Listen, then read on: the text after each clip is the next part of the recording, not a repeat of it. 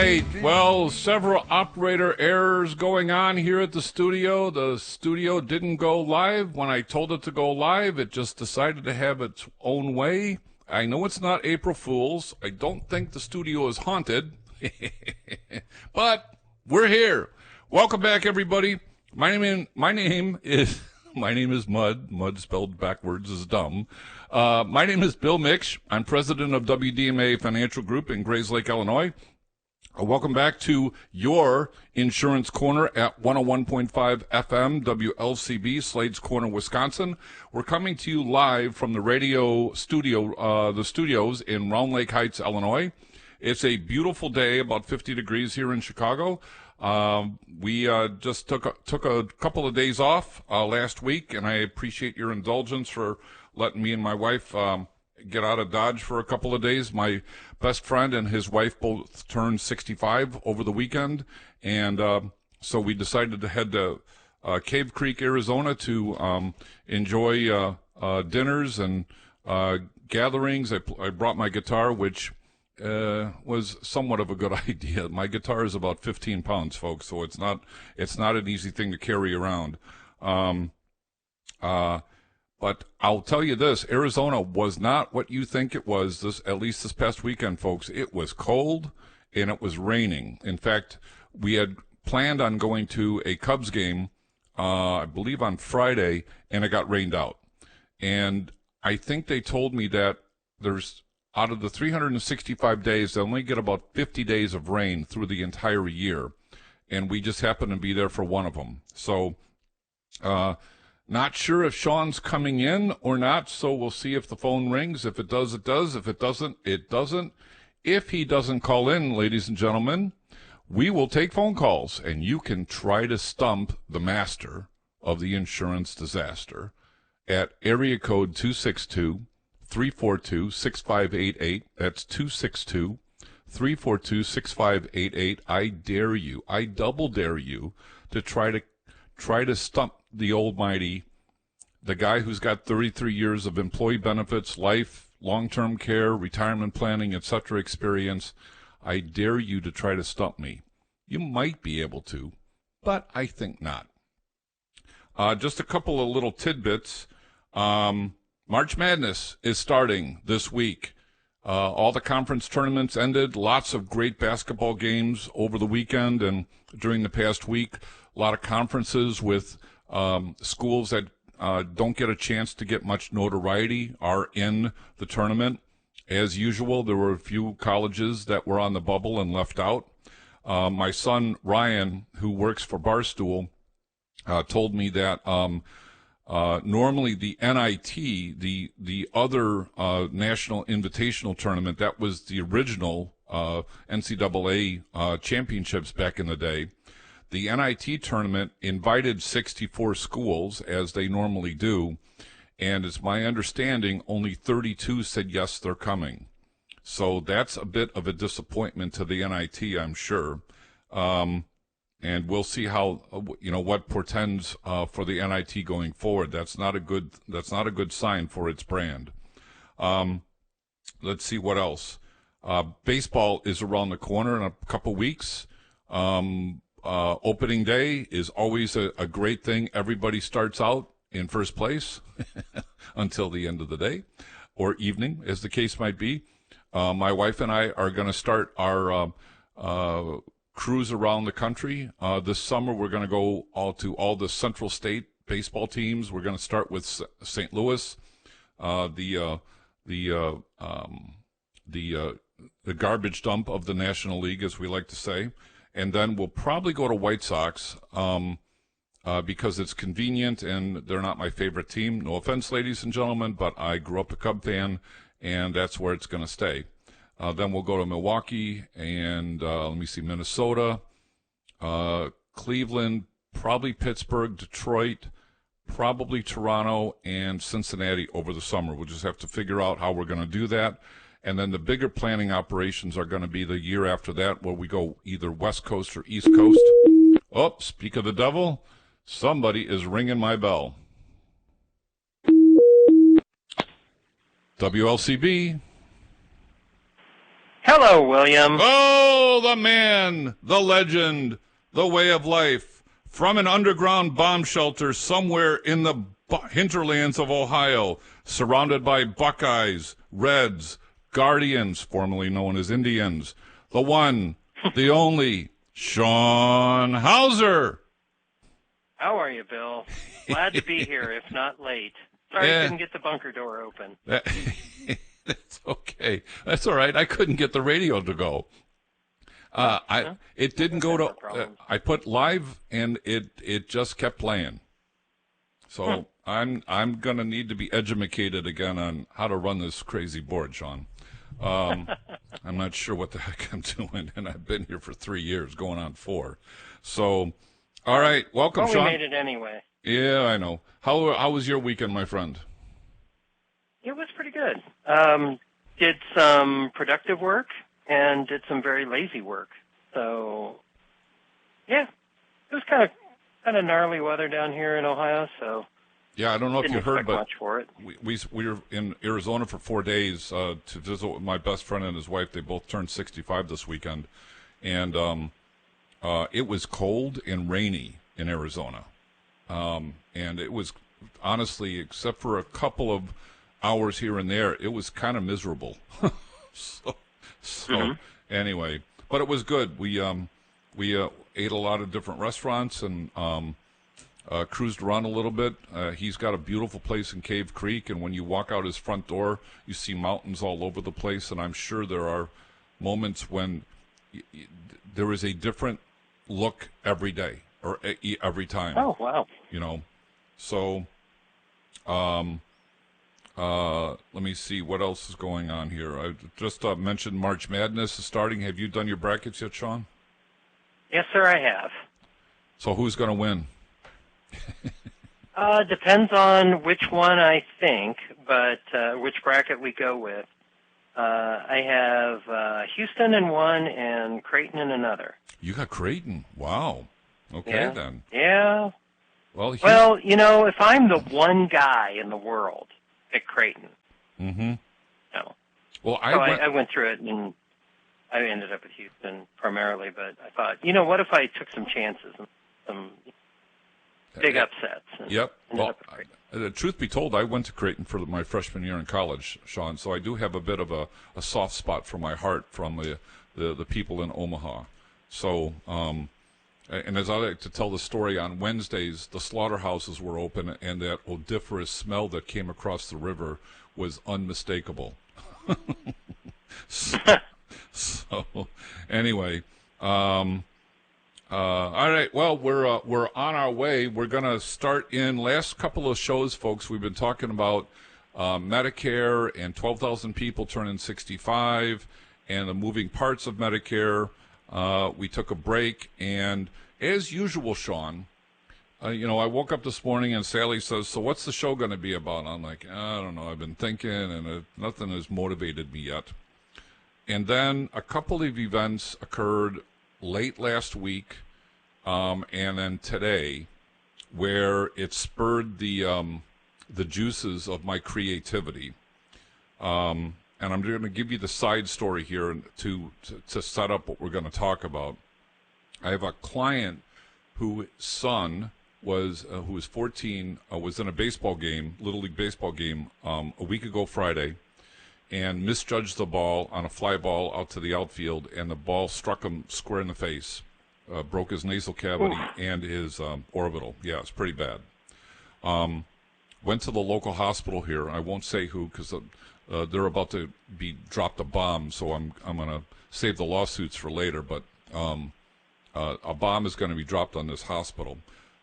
Everything was fine at the hospital, but the physician who's going to treat this child is not in anybody's network. None. Zero. Out of network completely. And what bugs me about this is that it's a maxillofacial doctor, that's what they call them, and the vast majority of those doctors are dentists because they're primarily doing, implants and that kind of thing. There's only a handful of doctors that do the face part, and it's more complicated. My son Randy had a similar situation. He He broke his face during a college soccer game several years ago, had the same kind of incident.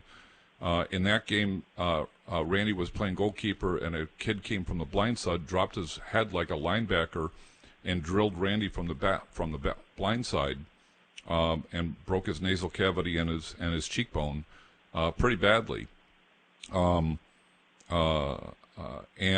the doctor there, in network, no problem, everything's copacetic. Here, the doctor's not in network.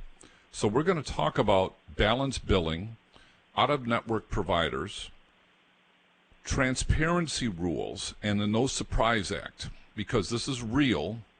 And at the same time, I will say, I'm just going to premise it by stating this. As you probably know, Sean, a lot of hospitals are buying up doctors all over the place. Is that a fair estimation? Oh, yeah. It happened all over northern Illinois. Yep. And but there are some doctors who are still holding out. That's fine. I understand that.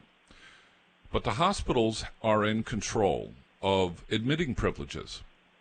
If you are qualified to work at my hospital, I'm going to vet you, make sure your background is good, your skills are good, etc. You haven't been sued, etc., etc. And if you pass all the vetting processes, I'm going to let you practice here. But some doctors are let off the hook and not required to sign any contracted network PPO or HMO plans. And so they can float out there being out of network. Fast forward to a couple of years ago, there was a law that was passed called the No Surprise Act. And this was going to help stop, it wasn't going to prevent it, but it was going to help stop getting balance billed or surprise billed from a doctor, like in the emergency room, or the anesthesiologist, the pathologist, the radiologist, and a handful of other ologists that might show up at your bedside, and you don't know who they are, you don't know if they're in network or not in network. And so the law is now that those providers must tell you up front before they treat you that they're not in your network. And in this 14-year-old's case, to the doctor's credit, he did that. Now, what I don't know is whether or not the parents signed a waiver saying, whatever you're going to bill me, I'll pay. Because if they did, they kind of locked the door to anything I might be able to do to help them. Mm-hmm. But these out-of-network doctors can balance bill you, and we're going to define balance billing here in a second. There are things called transparency rules where the pricing has to be more transparent. Now, this is a really complicated set of rules that our friends in Washington created. And the problem with it is that medicine is not a definitive science. It is a process of elimination in a lot of cases. So to put up on a board like going up to McDonald's, I want a knee replacement with a Demerol IV. That doesn't work that way. I don't know how you can get around being able to put a price up on the board and say, okay, knee surgery is for $100. I don't think it's going to work that way. Dental, you can kind of do that. Go ahead. Yeah, we've been talking about this for quite a while when that ruling first came out, and all of the challenges, the lack of guidelines, and sounds like we're 2 years later still sitting in the same space. It's a mess, Sean. I can tell you it's a mess. So there are workarounds to this. There are ways in which we can manage this. It may be very not pretty, if I can say that right. It's not a pretty process. It's kind of like watching how the sausage is made. It can get ugly. It can get complicated. It can get you could lose your temper. And in this particular case, what my plan is to write to the CEO, the chief operating officer, and the chief financial officer of the hospital. I'm not going to go through their claims people and, meander my way through the process. I'm just going to go right to the top of the food chain. I've done this before, and I've had success with it.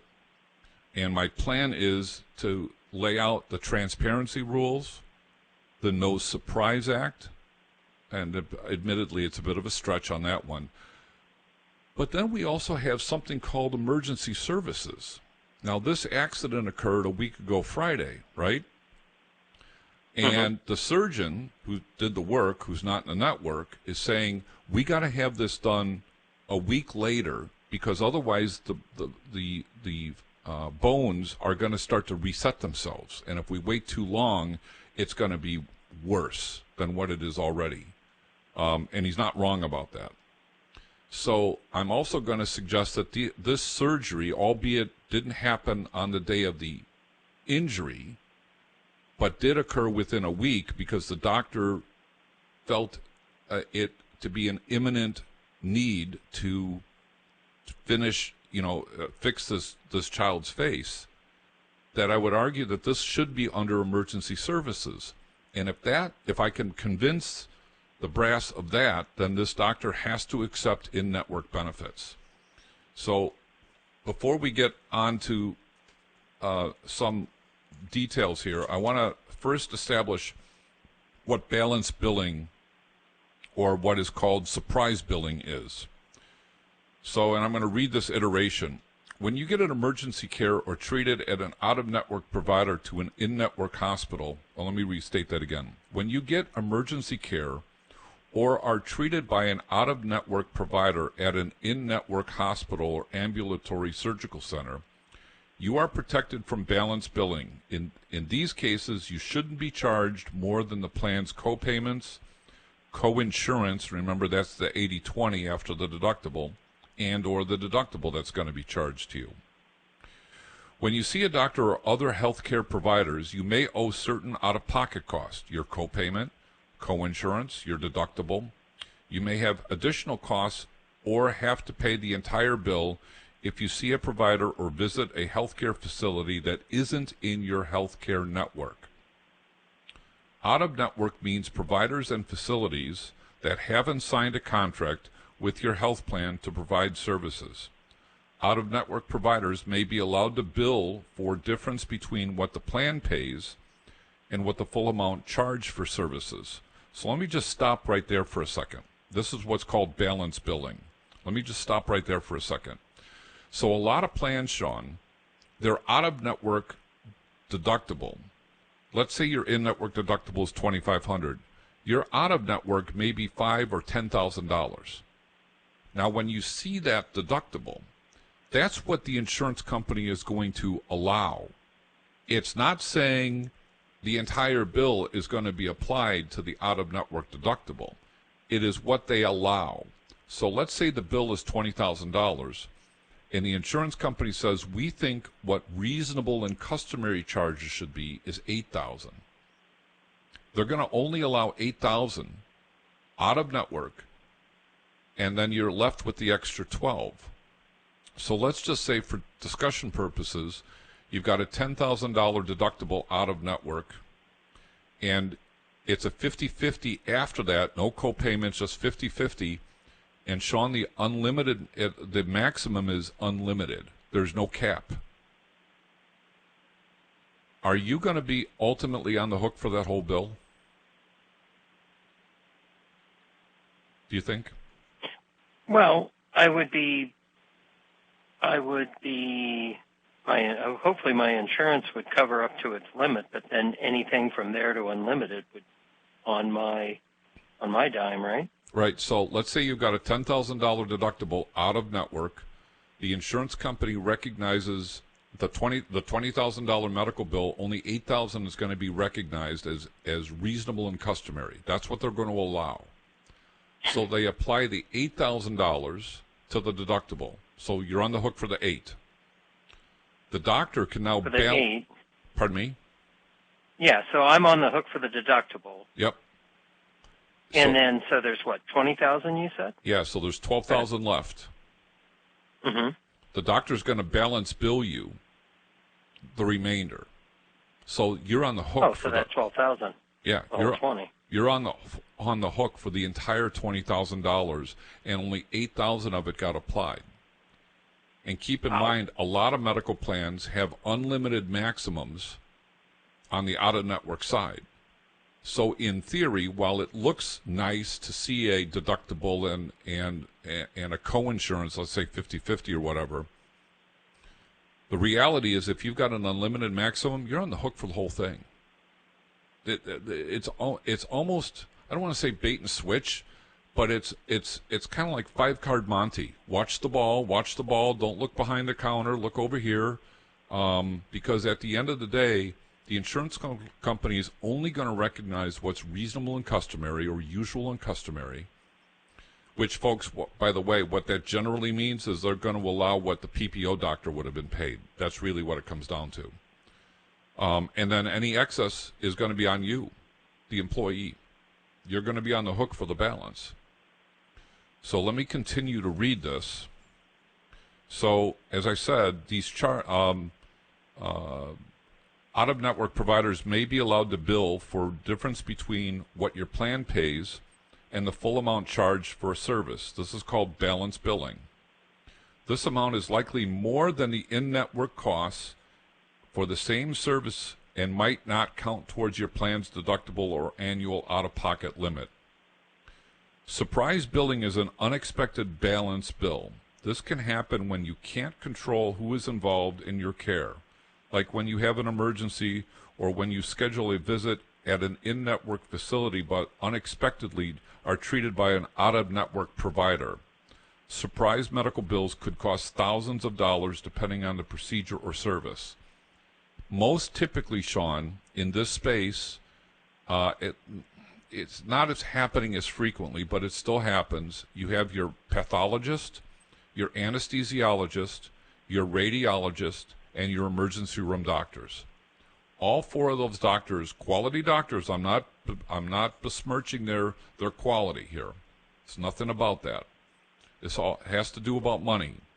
None of these doctors you're going to have a relationship with.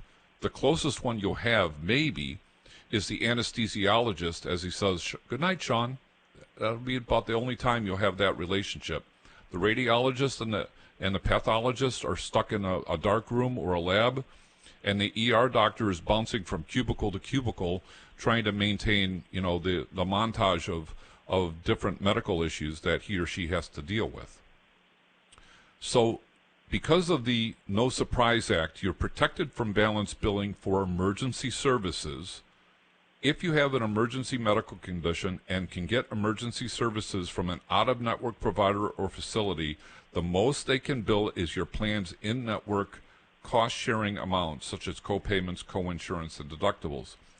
In an emergency, you cannot be balance billed for these emergency services.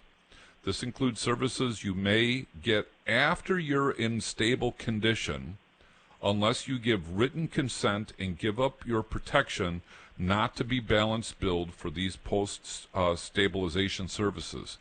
So remember in my example, Sean, this 14-year-old hurt his face, got the injury a week ago Friday, had the surgery a week later. Under this iteration, which, by the way, came from United Healthcare as a part of their explanation of benefits statements, I'm going to use this argument as well, that they could not reasonably work on this kid's face, first of all, because the face was too swollen, and there's not a physician in the world that I'm aware of that would go in surgery when the MRIs and the CAT scans can't comfortably read what they need to see. The face, as I was told, was too swollen. CT scan showed some things, but they needed to wait for the MRI, and that takes a process. Remember, this is a Friday. Nothing really happens on the weekend unless it's truly, like a heart attack or something where, you have to do something. They wanted to make sure they did this right. It's also a physician that is rare in terms of his practice, a maxillofacial doctor who does this procedure. So, and then it's a matter of who gets to go first at the operating facilities at the different hospitals. So my point is, I'm going to make, as a part of my argument with transparency and no surprise, I'm going to also make the emergency services definition here a part of this. Hey, this guy shouldn't have been balanced. This guy should not be balance billing. I'm just praying, to God that that my client's employee didn't sign a waiver saying we'll do whatever we'll pay whatever. Yeah, we'll pay whatever. Then I'm going to lose my zeal here. I'm still going to fight, but and I could also argue if they did that they didn't know what they were saying in a moment of sheer panic and desire to help their child. They were going to sign whatever, and and I know, Sean, when we walk into an emergency room or a doctor's office, they're having you sign all kinds of papers. Sure. And most of the time, you don't know what you're signing. You're not looking, you're just signing. Yeah, exactly. And if the person you're with is someone you care about, we need you to, what leg do you want? What arm do you want? Right. You're going to relieve that pain, especially if it's a child. Yeah. Now, the other thing about this, we're coming up on the bottom of the hour, but the other thing about this is that, and again, this goes to what I was pointing out, the trauma of what was going on. My client's employee did not call me until Wednesday after the injury had taken place, and the surgery was happening Friday. So literally last week, on Wednesday morning, they called, and she's quite upset, understandably. Her son's really hurt, and she's like, "Can you fix this?" And I'm like, "Ugh. Well, maybe." And then, of course, I said, don't take this the wrong way, but I'm actually getting ready to go on vacation. So right. I'll see what I can do. And we have started the process. Sean, we're coming to the bottom of the hour, so we're going to take a quick break. I want to see what the board's doing here. Come on, board. Lighten up, Francis. Come on, there you go. All right. Well, this is 101.5 FM, WLCB, Slade's Corner, Wisconsin. That is Sean Hauser, somewhere in Buckeye Land, USA. My name is Bill Miksch. I'm president of WDMA Financial Group in Grayslake, Illinois. This is your Insurance Corner, and we'll be right back after these short messages.